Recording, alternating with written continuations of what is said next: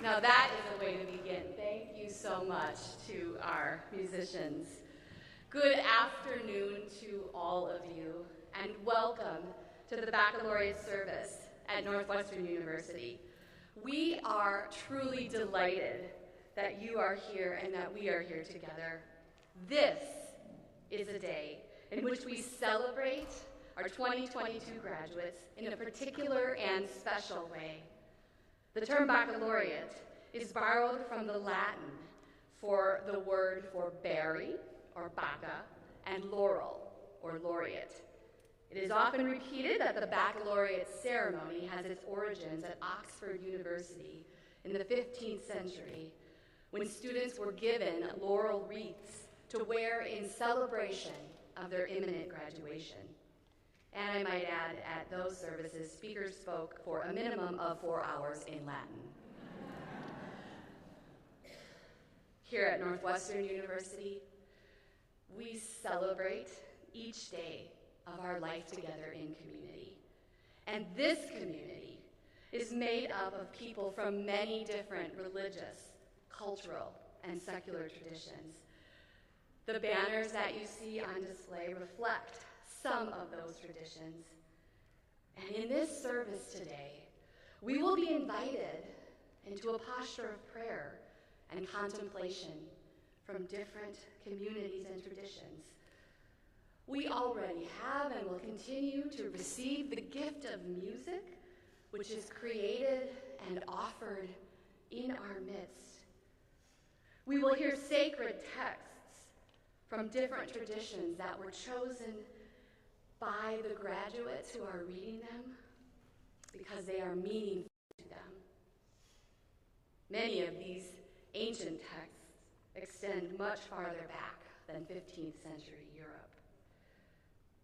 We will also hear reflections from graduating students, as well as President Shapiro, as they share how their life and faith and traditions have intersected in, with, and through their Northwestern experience. Rituals tell us about the communities that produce them. So today, in many ways, we remember those medieval wreaths of laurels, but as we celebrate the class of 2022, we do not rest only on those medieval laurels. Thank you to our graduates and all those who are here today who love and support them. What a gift, truly a gift, to be here together, to see how ancient traditions are still speaking to us, even as they are infused with new life. We invite you to participate in this service today in whatever ways are comfortable to you. Please know you are welcome here. It is now my pleasure to invite Assistant University Chaplain, Reverend Deanna Downing, to offer a land acknowledgement as we begin.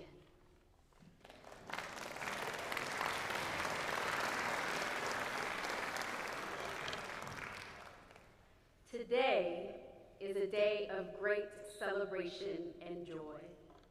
As we gather in this place, it is an invitation to come together. Jean-Baptiste Pontusaba, a Black man, and his wife, a Potawatomi woman, Kitty Hawa, came together as early settlers of what we now know as Chicago. For this, we give thanks for their coming together.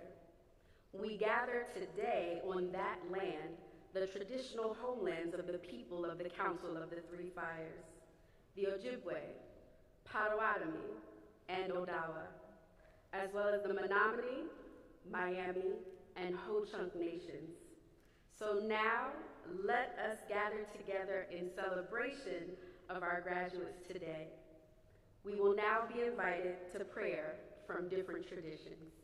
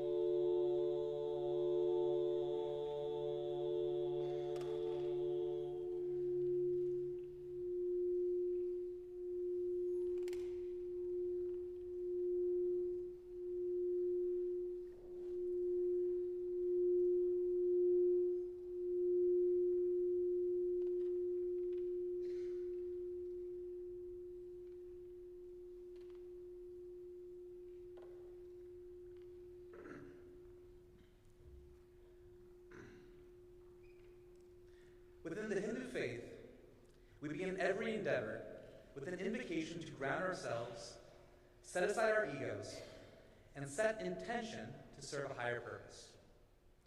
Through this call to prayer, we've invoked blessings across numerous traditions, remembering our own forms of the divine.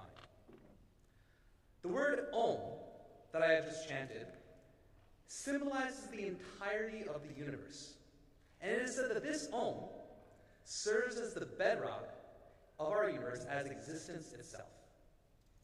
For the invocation of the 2022 Baccalaureate at Northwestern University, I will now chant the invocation mantra from Ishavasya Upanishad, which expands upon the meaning of this Om. Om Purnamada Purnamidam Purnat Purnamudachyate Purnasya Purnamadaya Purnamevavashishyate. Om Shanti Shanti Shanti. That is full. This is full. From that full comes this full. After taking away this full from that full, fullness alone remains. Peace, peace, peace. This cryptic mantra from the Vedic age was one of humanity's very first documented conceptions of infinity. This Om as existence is infinite, which takes on this form of the universe. When you take away this universe from that infinite, still this fullness, this infinitude remains. The reason why I chose this particular mantra is because I believe the implications of this are quite staggering. We Hindus believe that existence, which is all of our reality, must necessarily be my nature, must necessarily be your nature. We are all, in fact, united by oneness. During this time of great social polarization, it's prudent that we remember this, and that there's more that unites us than what divides us. For the class of 2022, I offer this prayer that you might go forth, finding the inherent common ground and oneness that unites all of us. Om Shanti Shanti Shanti. Peace, peace, peace. It is now my pleasure to introduce and welcome University President Maureen Shapiro.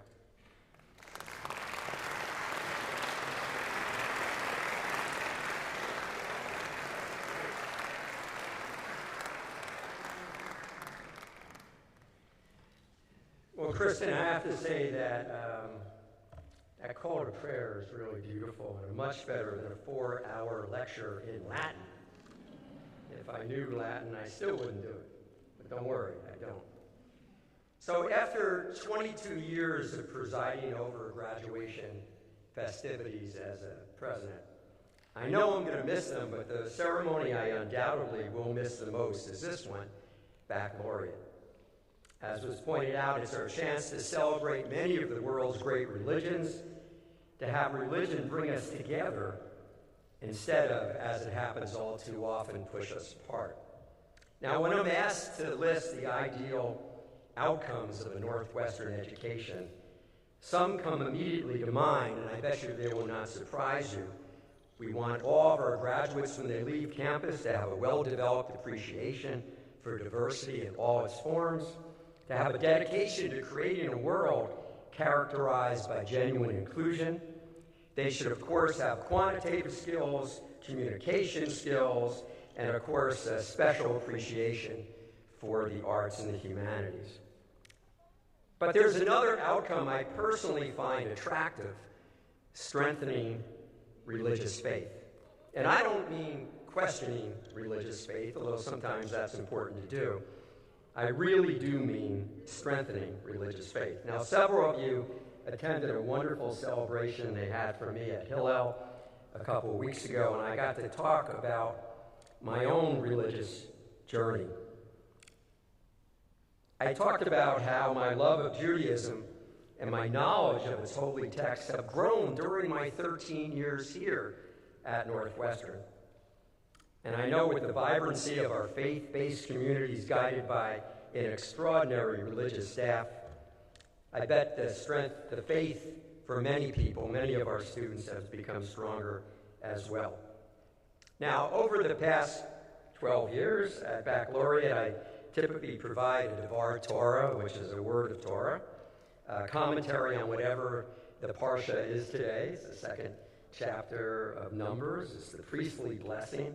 And I would love to hold forth in English on that one, but I'm not going to do that. Since it's my last ever final baccalaureate service, I want to take a few minutes to describe my favorite song from my favorite holiday. My favorite holiday is Pesach, in English, Passover. And the song is called Dayenu, which translates roughly to "It would have been enough." And when we get to that part of Seder, I ask everyone to rethink the lyrics, not to use the ones in the Haggadah, but to rethink the lyrics based on their own experiences. And I ask them all to close their eyes and recount the greatest joys and greatest blessings in their lives. Now for me, start with Shehekianu, if God had only given me life, sustained me, and allowed me to reach this special day, Dayenu, it would have been enough. That would have been enough. But God also gave me the most supportive, caring, magnificent life partner now of 40 years imaginable, my wife Mimi. Dayenu, that would have been enough. But God also blessed us with 3 remarkable children who keep us humble. Oh my God, do they keep us humble, but they also make us very proud. Now, Dayenu, that would have been enough. But God has provided me with a group of friends who never fail to lift me up when I'm down and are always eager to share my joy when things occasionally go well. Dayenu. And on top of all that, I've been blessed with an extraordinarily gratifying professional career. And I wish that for all of our graduates. I've had the opportunity to write books and articles in areas close to my heart. I've had the unbelievable honor to teach and to learn from more than 6,500 students over the past 43 years, including 1,500 brilliant students during my time here at Northwestern. I've also had an administrative job that I did my best at and enjoyed as well. Dayenu, blessing after blessing after blessing. And now as I enter the next phase of my life, always in pursuit of tikkun olam, of healing the world, I am simply overwhelmed with gratitude. My wish for each of you is that your respect for faiths other than your own grows with every year, and that the love you have for your own faith grows alongside it. Thank you for listening. Thank you for putting up with me for 13 years. Congratulations. May God bless you all.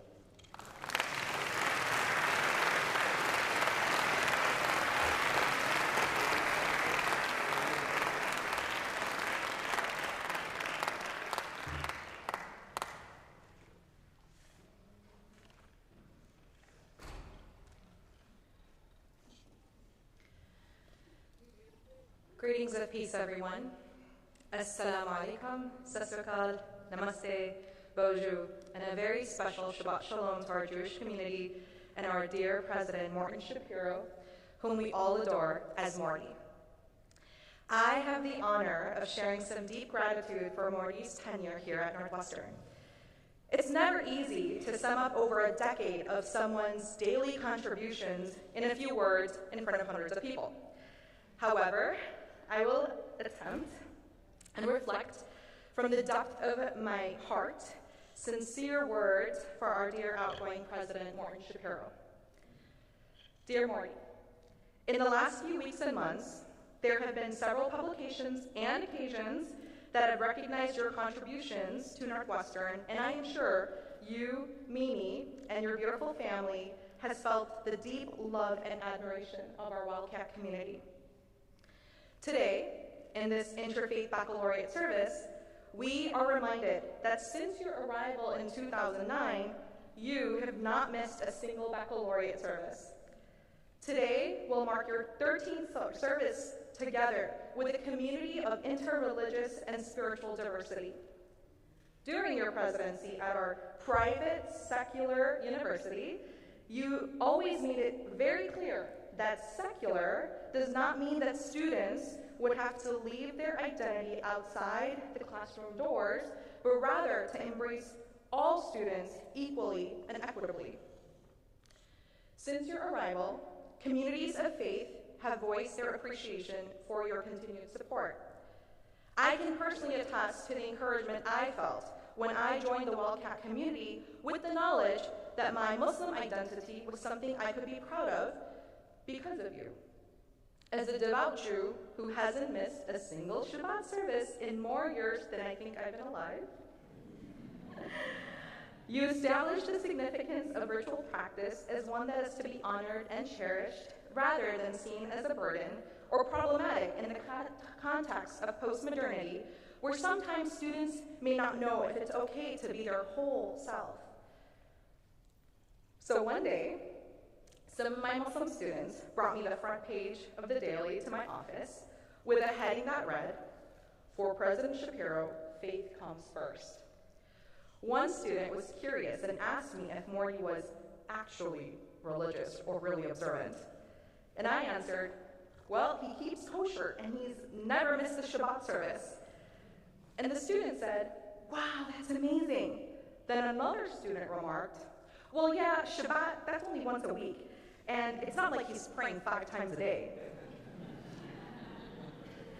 So I reminded the students that, well, you can thank Prophet Moses for that, who, by the way, Morty is named after Moses.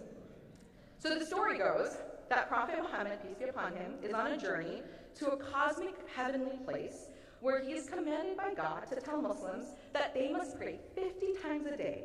And Prophet Moses, peace be upon him, insists that Prophet Muhammad should go back and negotiate the rituals to 5 times a day. I think the students and I were both in agreement that Muslims are indebted to Prophet Moses. Peace be upon him.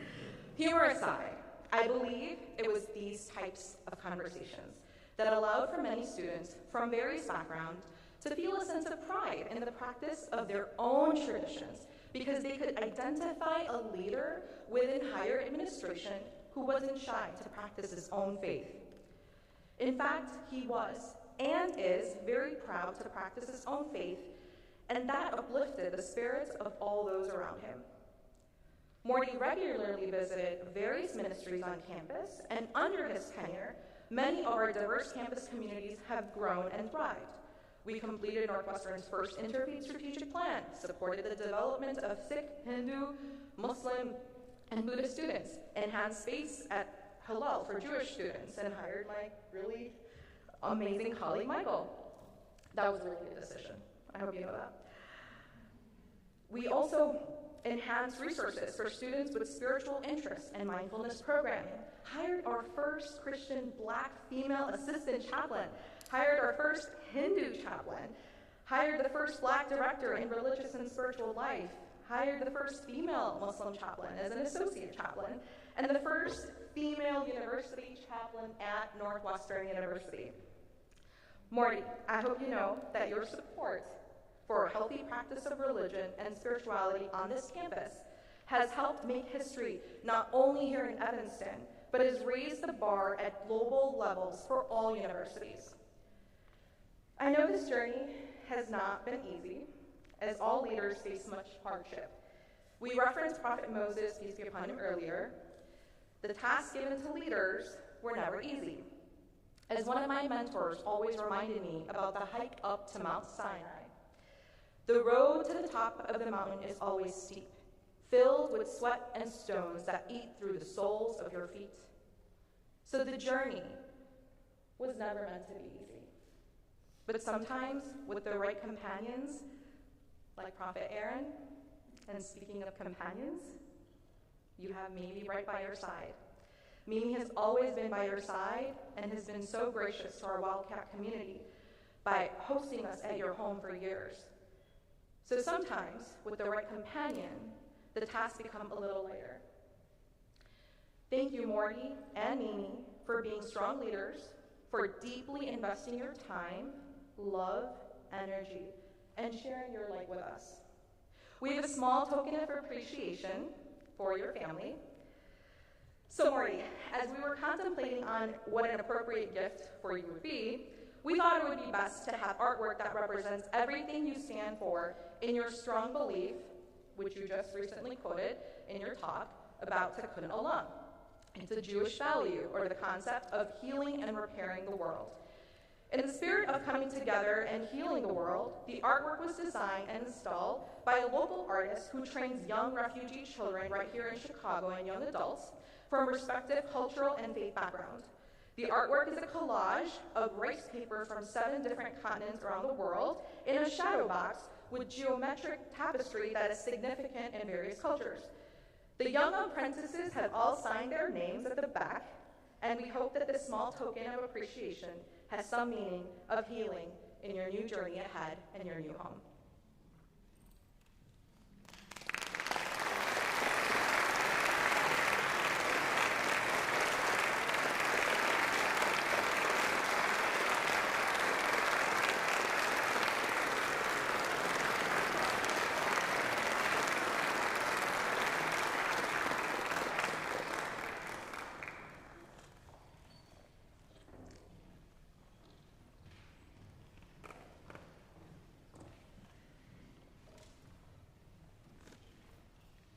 I now will invite our first group of students to come on stage and get in place before our anthem. Please come up onto the stage, our group of students.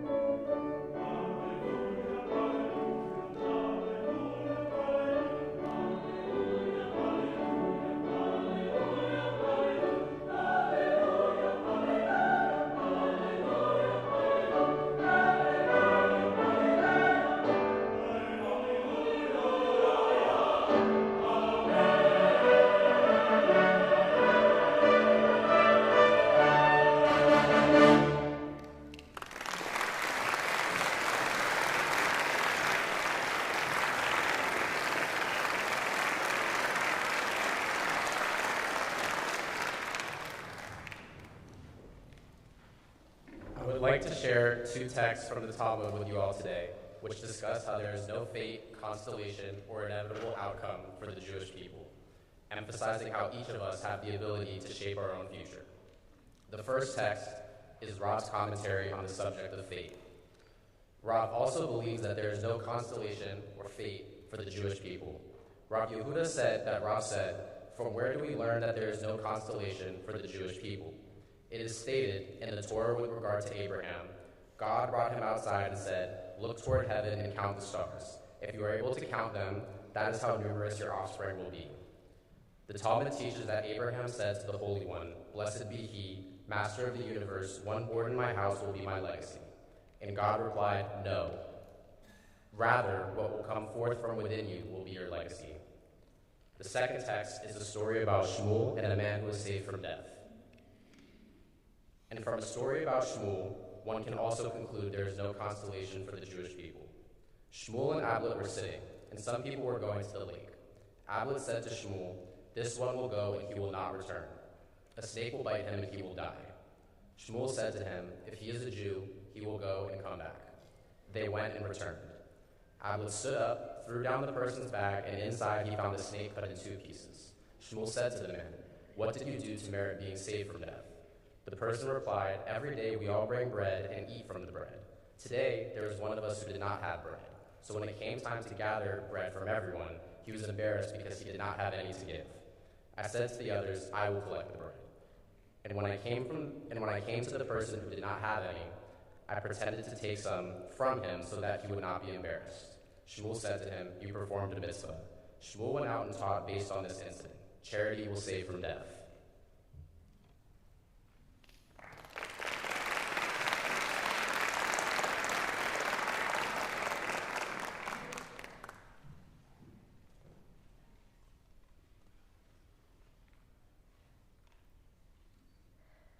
I'll be sharing a common sick prayer.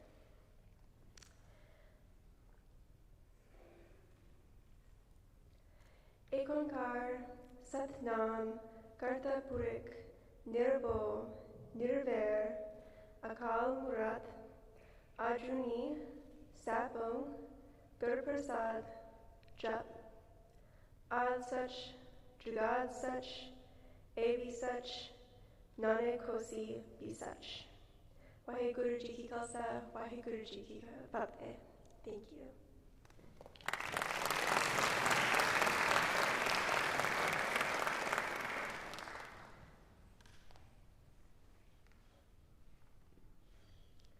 Namaste to everyone joining us today. I will be reading a selection of verses from the Bhagavad Gita. The Bhagavad Gita is a core text in the Hindu tradition and describes the nature of the supreme reality. This selection of verses, chosen today, details the different paths of seekers on their common quest to realize the divine. The translations being displayed are sourced from Eknath Easwaran's book entitled The Bhagavad Gita. Karmanyevadhikaraste ma phaleshu kadachana ma karma phalaheturbhuhu ma te sangostva karmani. You have the right to work, but never the fruit of work. You should never engage in action for the sake of reward, nor should you long for an action. Perform work in this world, O Arjuna, as a man established within himself, without selfish attachments, and alike in success and in defeat. For yoga is perfect evenness of the mind. Dukheshvanudvignamanaha sukheshu vigatasprahaha vitaraga bhayakrodhaha sthitadhir muniruchyate. Neither agitated by grief nor hankering after pleasure, they live free from lust and fear and anger. Established in meditation, they are truly wise. Fettered no more by selfish attachments, they are neither elated by good fortune or depressed by bad. Such are the seers. Yatha deepo nivatasthaha नेङ्गते सोपमा स्मृता योगिनो यतचित्तस्य युञ्जतो yogamatmanah. When meditation is mastered, the mind is unwavering like the flame of a lamp in a windless place. In the still mind, in the depths of meditation, the Supreme Self reveals itself. Beholding the self by means of the self, an aspirant knows the joy and peace of complete fulfillment. Having attained that abiding joy, they never swerve from the eternal truth. They desire nothing else and cannot be shaken by the heaviest burden of sorrow. Adveshta sarvabhutanam maitrah karuna eva cha nirmamo nirahankarah samadukhas sukhakshami santushtas satatam yogi yatatma dridhanishchayah mayyarpitamano buddhihi yo madbhaktas same priyah.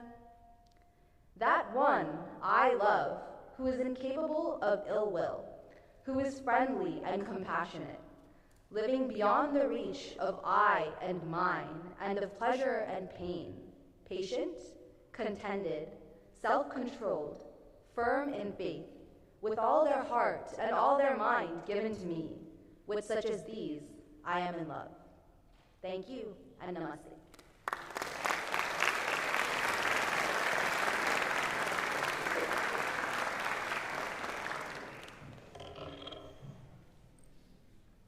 Good afternoon, everyone. So I'd like to begin by thanking Chaplain Kristen Glass-Perez for giving me the opportunity to offer my reflections on my spiritual journey here at Northwestern. I would also like to thank Northwestern Religious and Spiritual Life for organizing this beautiful interfaith event. Now, to put into perspective how my religious and spiritual identity has progressed over these past 4 short years, I would like to quote Milton Berle. If opportunity doesn't knock, build a door. When I first came across this quote, I thought that was a bit strange. That was all the information given. There was no mention of how to build a door or what materials are required. I'm going to dental school next year. There's a reason I'm not an industrial engineer. But I realized that's just the point. There's no one way to build that door. So for me, that quote does not stop there, and Northwestern RSL made sure of that throughout my time here. So to provide a little bit of background, I grew up in a very traditional Hindu household, and we went to temple every Saturday morning, and that was our weekend routine. Every single week, I learned more and more about the tools, the resources that Hinduism provided to spread positivity and help one overcome any difficulties or obstacles in their life. But to be quite honest with all of you, I never had the opportunity to put those tools into practice. Sure, I had ups and downs in high school, like getting a B on a test, which for me at the time was truly the end of the world. But it wasn't a true test of what I learned all those years about my religion, spirituality, and its applications. Then college came around, and moving away from home for the very first time hit me like a truck. I wasn't used to not coming back home to my mom and her delicious Indian roti and shack, or my sister playing songs on her harp, or my dad cracking jokes, and that too, really bad ones. Sorry, Dad. And I just didn't know what to do with myself here, as I felt more and more out of place at Northwestern. I wasn't close enough with my peers at the time because we had met like 3 days ago, and let's be honest, did we really remember everyone's names during Walk at Welcome? I definitely did not. I also didn't want to tell my parents because I didn't want to be that kid whose parents drive up to take them home because they didn't last a week. So as I reflected on my experiences over time, I realized that there was something that did travel with me from home to Evanston, and that was my faith and my religion. So meditation and prayer soon became an outlet for me as I tried to find my way, my path here at Northwestern. My religion and spirituality helped me battle the anxieties I was facing about meeting new people and being in a completely new environment. So just as I was beginning to rediscover my roots, a few of my peers and I decided to found OME at Northwestern so that several of us could take this journey together. Chaplain Tara Ahmad, or as they lovingly call her Didi, which means sister, wholeheartedly supported us despite not even being a practitioner of Hinduism. She was so loving and welcomed us with open arms. I soon look forward to meeting everyone Sunday afternoons for satsang, as that was my time to reset for the next week. Chaplain Tara Ahmad then approached me and offered that we work together to create a Hindu chaplain position, and I was so ecstatic about this wonderful opportunity. I would finally have representation on campus for my faith.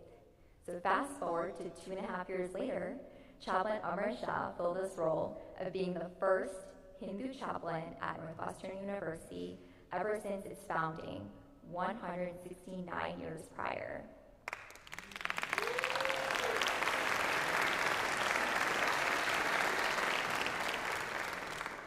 Even with a global pandemic, my faith continued to grow and helped me overcome so many new, frightening, and challenges and changes associated with moving home in the middle of the school year and losing 1.5 years of college to Zoom University. Chaplains Kristen, Didi, and Amarji have all been so pivotal in my religious and spiritual growth here at Northwestern, and without them, I definitely would not be here right now speaking to all of you. So the prompt was to talk about how my own faith and religious and spiritual identity have been a part of my Northwestern journey. But during my time here, these individuals and RSL have been the reason I've grown so much in my spirituality. They have taught me how to build that door so that opportunity can knock. They provided me with the wood, the saws, the nails, rulers, and pencils. RSL and Northwestern have supported and advocated for the Hindu community here in countless ways, and we even had the Valley officially recognized by the university. Seeing my faith being represented and celebrated at my home away from home has truly made me feel so grateful and honored to be at this university. As a representative of the Hindu community here, I say thank you. Thank you for encouraging me to fall in love with my faith all over again. Thank you for being there when I felt like I needed support the most. Thank you for truly being my second family. And thank you for pushing me to build that door. This period of growth has pushed me to become the best version of myself, religiously and spiritually. Not so that I can perform my best 1,000% of the time, but so I know how to pick myself up and build an even more durable door. I'm forever grateful for these lessons and tools, and I look forward to bringing these lessons with me to dental school as I continue to build more doors when opportunities come knocking. Thank you.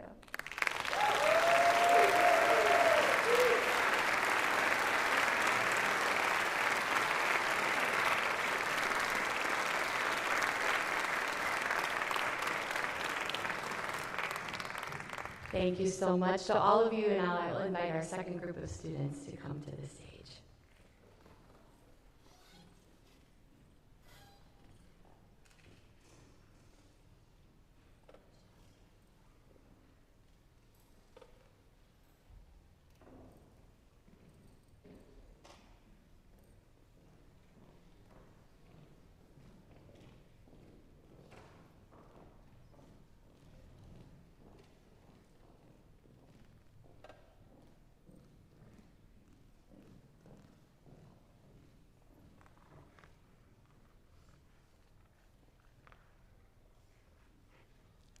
Assalamu alaikum, or peace be upon you. I will be reciting chapter 24, verse 35 from the Quran. This chapter is called An-Nur, which translates to the light. And this verse will be talking about, will be describing how God is light in everything.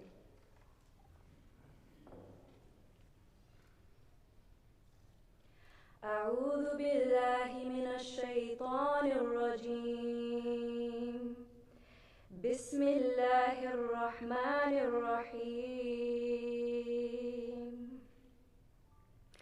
الله نور السماوات والأرض مثل نوره كمشكيه فيها مصباح المصباح في زجاجة الزجاجة كأنها كوكب دري يوقد من شجرة مباركة يوقد من شجرة مباركة زيتونة لا شرقية ولا غربية يكاد زيتها يضيء ولو لم تمسسه نار نور على نور نور على نور يهدي الله لنوره من يشاء ويضرب الله الأمثال للناس والله بكل شيء عليم.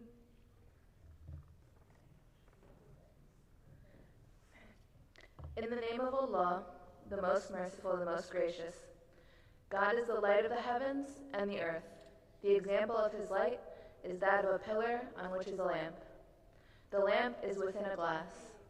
The glass is like a brilliant star. Fueled by a blessed tree, an olive tree, neither eastern nor western. Its oil would certainly illuminate, even if no fire has touched it. Light upon light, God guides to his light whomever he wills. God thus cites the parables for the people. God is cognizant of everything.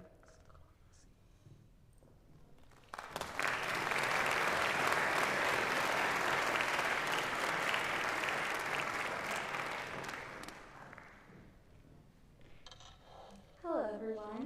Today I will be reading a Christian scripture from the book of Proverbs that focuses on wisdom. Lectura del libro de Proverbios, capítulo 3, versículo 13 al 16. Feliz el que haya sabiduría, el que obtiene inteligencia, porque son más provechosas que la plata y rinden mayores beneficios que el oro. La sabiduría vale más que las piedras preciosas, ni aun las cosas más deseables se les pueden comparar. Con la derecha ofrece larga vida y con la izquierda riquezas y honores. Seguir sus pasos es muy agradable. Andar por sus senderos es vivir en paz. La sabiduría es vida para quien la obtiene. Felices los que saben retenerla. Con sabiduría e inteligencia, el Señor afirmó los cielos y la tierra. Con sabiduría hizo que el mar se dividiera y que las nubes brotara el rocío. Conserva siempre el buen juicio, hijo mío, y no pierdas de vista la discreción, pues serán para ti fuente de vida y te adornarán como un collar. Podrás andar confiado por el camino y jamás tropezarás. Cuando descanses, no tendrás que temer. Cuando te acuestes, dormirás tranquilo. No temerás a los peligros repentinos, ni a la ruina que vendrá sobre los malvados, porque el Señor te infundirá confianza y evitará que caigas en alguna trampa.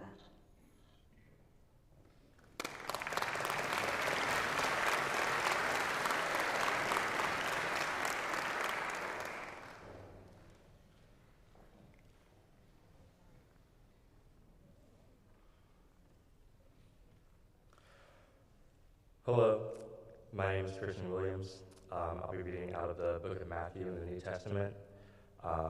This is a passage in which Jesus really equates loving God and loving neighbor as the same thing. And one of them, a lawyer, asked him a question to test him. Teacher, which commandment in the law is the greatest? He said to him, "You shall love the Lord your God with all your heart, and with all your soul, and with all your mind. This is the greatest and first commandment. And the second is like it. You shall love your neighbor as yourself. On these two commandments hang all the law and the prophets."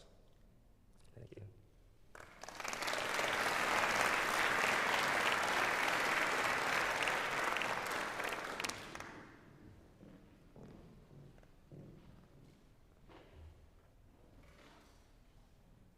Assalamu alaikum.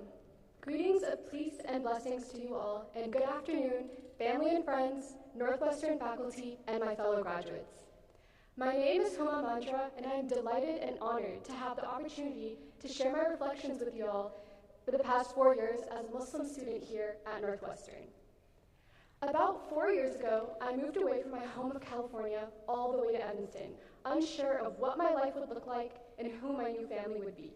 I remember feeling worried that I wouldn't find a space that felt like home, friends who supported me and encouraged my spiritual growth, and a community where I could feel a sense of belonging that we all yearn for. And now, as I stand here in front of you all today and reflect on these memories, I am filled with immense gratitude for all the beautiful blessings that God has gifted me within the past 4 years. What I have found here at Northwestern is more than anything that I could have ever imagined praying for. Right from the start, I eagerly joined the Muslim Cultural Student Association.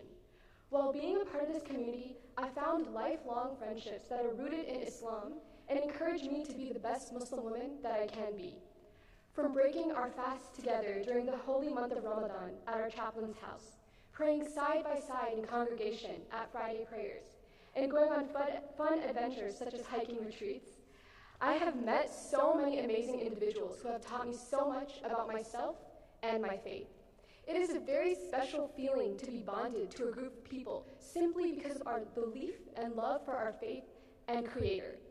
To love and respect for one another, not for any materialistic reason, but simply for the sake of God. It is by being in this beautiful community of Muslims who are constantly trying to better in their faith and encourage me to be better that has instilled a deep sense of pride in my own identity as a Muslim woman. Being in college away from home also gave me the opportunity to practice my faith on my own for the first time and discover what it meant to be Muslim for myself, not for anyone else. It was through the most challenging and beautiful experiences in these past 4 years that allowed me to feel the closest to God that I have ever felt. It was through the difficulty of college and the uncertainty of life where I learned to trust in God and His perfect plan for me. It is where I learned to nurture patience and find ease in knowing that whatever God does, it is what is best for me. It is where I learned to taste the sweetness of worshiping and striving simply for the sake of God. To find comfort in knowing that even in my most difficult and loneliest times, it is God that I can call upon and rely on. And now, as I leave this phase of my life, I am grateful to have developed a strong character and a set of values defined by Islam that I will carry with me throughout the rest of my life. My journey at Northwestern has also taught me the importance of relentlessly advocating for my community and making sure that their voices are heard. One of the most fulfilling experiences of college was when I joined the board of the Muslim Cultural Student Association and served as the Associated Student Government Center. Here, I had the privilege to represent the needs of Muslim students on campus, vigorously channeling their concerns to administration and championing legislation. It was also during this time that my own challenges with mental health as a college student motivated me to think about the greater well-being of my Muslim community. After working with the administration, the counseling and psychological services, and RSL, and with a wonderful team, I co-founded the Muslim Mental Health Initiative and brought the first licensed Muslim therapist to Northwestern to provide free and unlimited mental health consultations to not just Muslim students, but to all students who needed support. I still remember the first day that the therapist was on campus providing support to students. It was an incredibly powerful feeling to have an idea that was once in our heads and to watch it slowly develop into a real initiative that held the power to impact the well-beings of my very own community members for years and to also transform the narrative of mental health in Muslim communities. It was through these experiences that I realized that my faith not only encompassed prayers and other rituals that kept me grounded throughout the day, but to me, my faith was also rooted in organizing and advocating. I came to Northwestern simply wanting to be a part of a Muslim community, and now I leave here wanting to serve Muslim communities for the rest of my life. I want to take a second to thank God, my parents, my brother, my family and friends who are here today and on live stream, and Northwestern. I wouldn't have been able to be here without you all. Thank you for supporting me and encouraging me and nurturing my development into a woman who is constantly growing in her faith and her commitment to serving her community. I also want to take a second to thank Ustada Tahira and Chaplain Kristen and all the other members of RSL for being such mentors and guiding me throughout this process. You are all leaders that I look up to, and I hope I can serve my community like you all did one day. And now, as I conclude my reflection, I want to share what I believe is the greatest lesson I've learned from being here at Northwestern, and that is to seek out community and find solace in our bonds with one another during difficult times, to let our love and empathy and compassion be greater than our judgment and criticism of others, to open our hearts to forgiveness and gentleness and kindness to those around us. I thank you all so much for your time, and I'm so grateful to have had this opportunity. I hope you all enjoy the rest of the graduation weekend festivities, and congratulations to my fellow graduates. Thank you so much.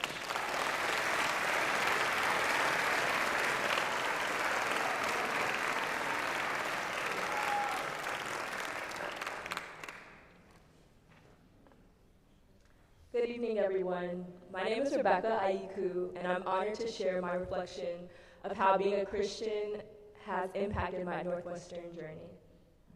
My dad always says the greatest gift he's given to his children is God, and I must agree. Coming into Northwestern as a first-year student with newfound freedoms away from home, I knew it was time to seek and discover the God my parents had introduced me to for myself on my own. No longer would I join my family to Friday service or be woken up early on Sunday mornings to go to church or be a Sunday school teacher to my toddlers. It was time for me to decide the journey I would take and to assess if I truly follow God because I desire to or because that's just what my family raised me to do. Throughout my Northwestern journey, I've been a part of different Christian churches and communities, searching for ways to fellowship and surround myself with other believers who would hold me accountable and grow with me in faith. It was through Impact, a Black Christian organization on campus, that I joined freshman year, where I felt most at home. I remember one of the leaders, Amani Minor, who graduated last year but is still a very good friend of mine, inviting me to come to meetings and making me feel welcomed and wanted in the space, along with other upperclassmen. Together, we held weekly Bible studies, and I looked forward to spending time with this group of people as we laughed, prayed, and talked about our Northwestern struggles and found hope in God. I served as the Secretary of Impact my junior year and President this year.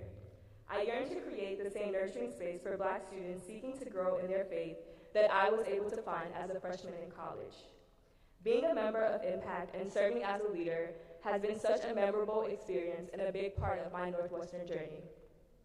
My time at Northwestern has not been smooth sailing, nor has my relationship with God, but it is in the moments of hopelessness and the fear of the unknown that I was able to see the hand of God in my life and the light, not just at the end of the tunnel, but throughout the tunnel.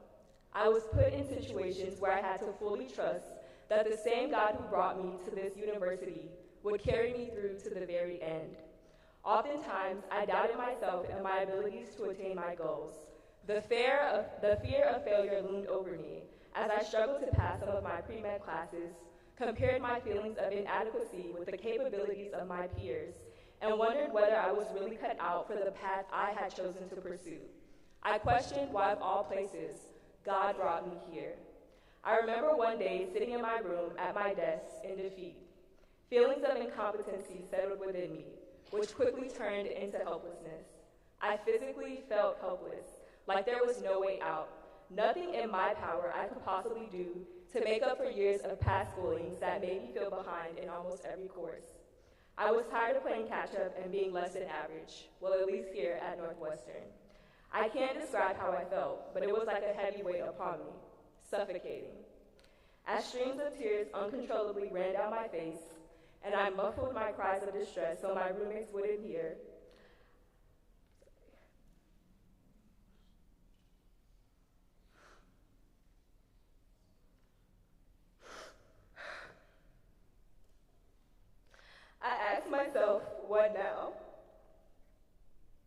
wondering what I could possibly do when I felt that I had been trying my best. But my best was not enough. When I calmed down, after letting it all out, I opened my Bible in search of comfort. I was shocked by the verse that I landed on, 2 Corinthians 3, verse 4 to 5, which reads in NIV. Such confidence we have through Christ before God, not that we are competent in ourselves to claim anything for ourselves, but our competence comes from God. In all my years of reading the Bible, I had never come across this verse, or at least paid attention to it. God knew exactly what I needed to hear at that very moment. I was struggling with feelings of incompetence, and through his word, he spoke to me, telling me that my competence comes from him, not my own ability or my intellect.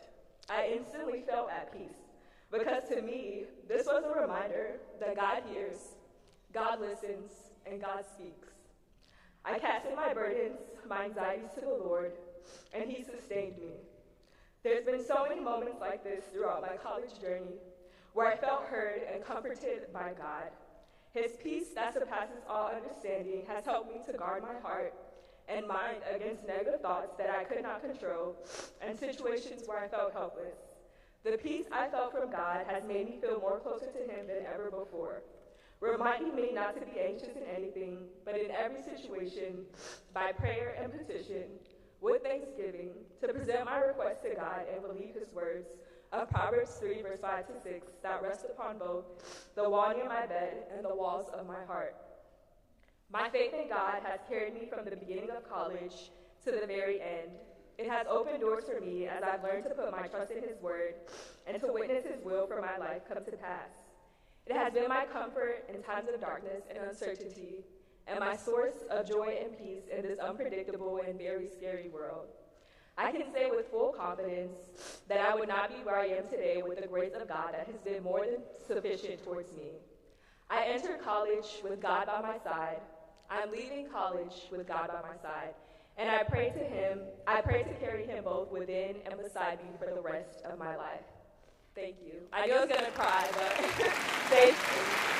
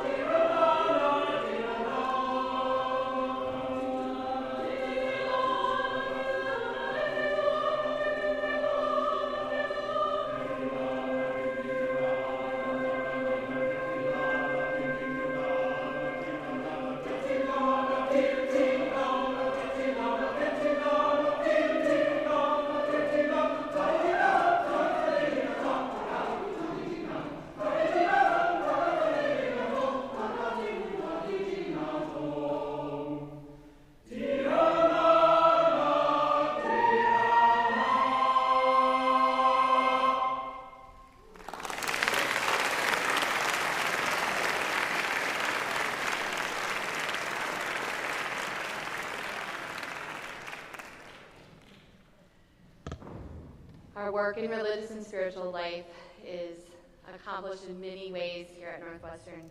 It includes partnerships with campus religious centers, and I would like to invite our partners on stage, as well as our religious and spiritual life staff, to offer closing blessings for our graduates.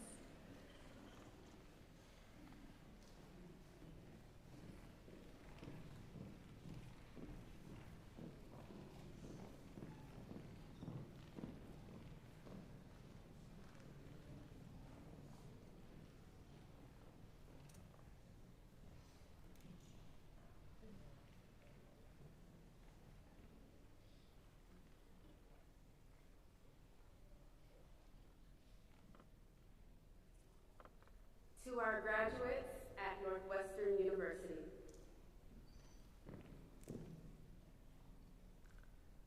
May you have patience as you explore new horizons. May you have gratitude for friends, mentors, and family who have supported you through this journey. May you have pride for your achievements.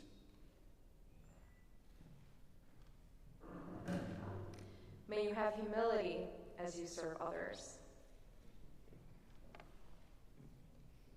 May you have attentiveness as you seek to hear the sound of the genuine in yourself.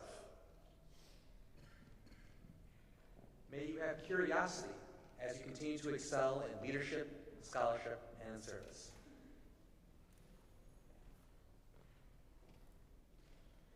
May you have compassion for life lived in community.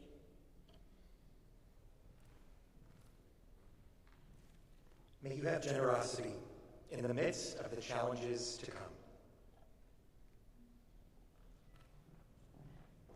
We invite you to rise in body or spirit for the singing of the university hymn, the Alma Mater.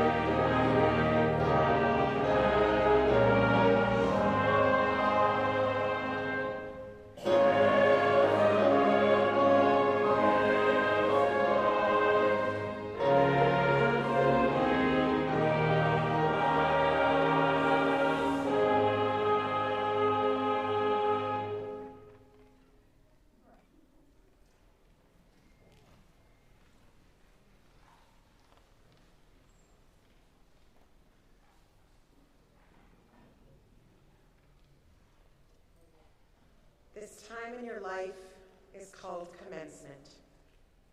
It is an ending and a beginning all at once. And you have had so many endings and beginnings and in-betweens. A life of faith is a life of loving and appreciating and noticing and naming. It is a life marked by beginnings and endings, and if we are lucky, it is marked by the in-betweens.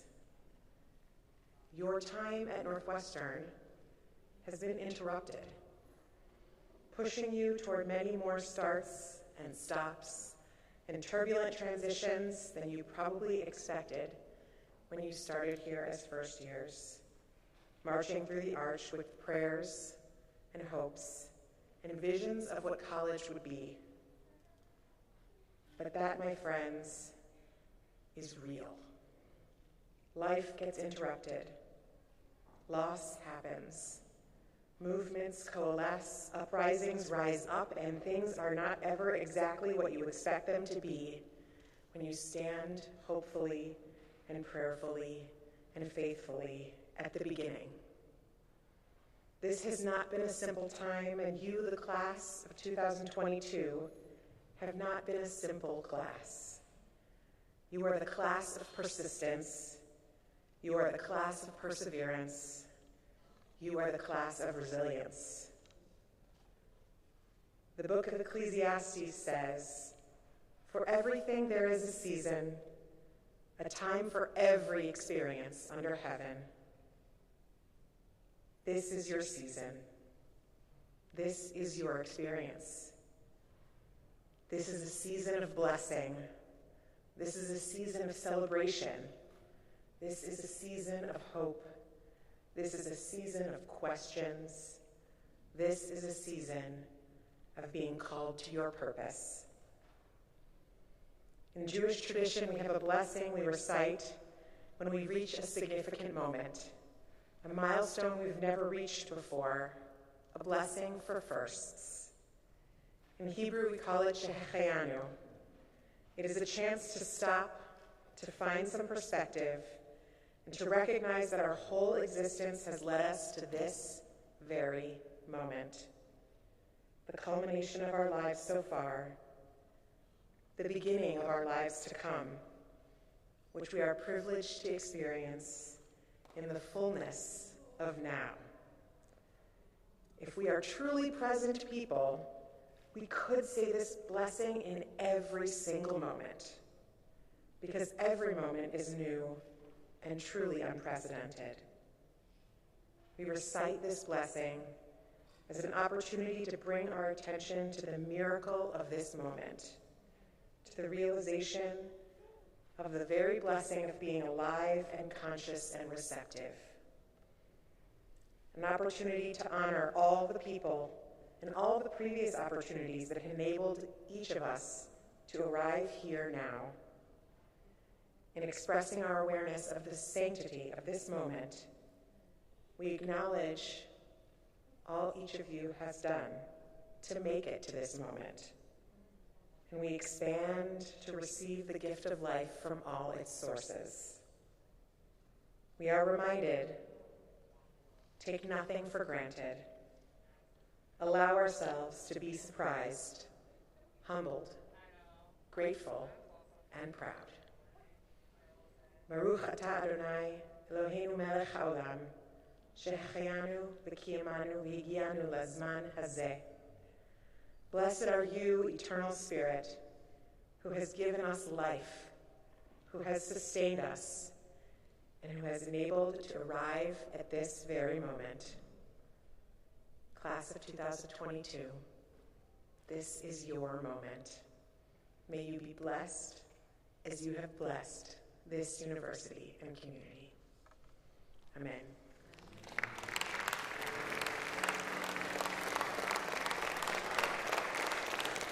Give you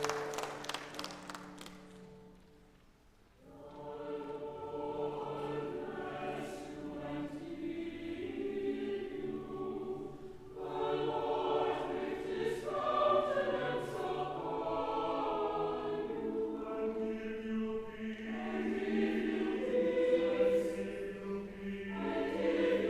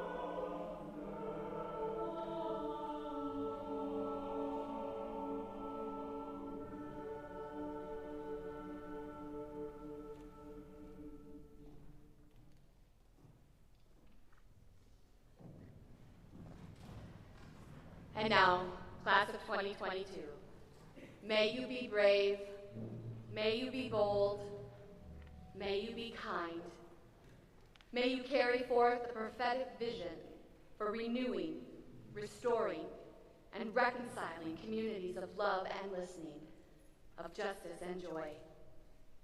And to this, your Northwestern home, may you return in body and spirit all of your life.